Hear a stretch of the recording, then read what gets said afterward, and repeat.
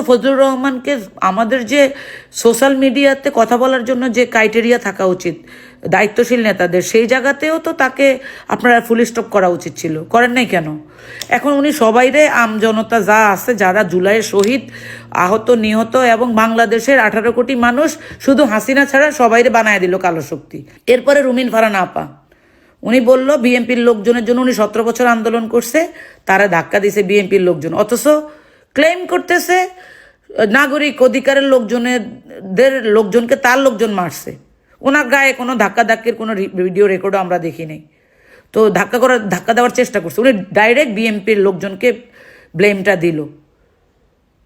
এই আন্দোলন করছে উনি 17 বছর আন্দোলন করছে, যুদ্ধ করছে, টকশোতে গিয়া বিশাল বড় বড় বক্তৃতা মারছে। ওনাকে কেউ থামায় নাই, শেখ হাসিনা নিজে স্বয়ং থামায় নাই। সাইবার সিকিউরিটি আইনে মামলা হওয়ার পরও তারা অ্যারেস্ট দেখায় নাই, মানে দিব্যি রাজনীতি করতে পারছে। ভাই, এরকম সুবিধা সুযোগ থাকলে তো আমরাও দেশে পলিটিক্স করতাম। আমরা সোশ্যাল মিডিয়াতে কথা বলি, শেখ হাসিনার ধরার কোনো সুযোগ নাই, তারপরে আমাদের বিরুদ্ধে 3-4টা করে সিকিউরিটি মামলা দিছে। এয়ারপোর্টে গেলেই ধরতো।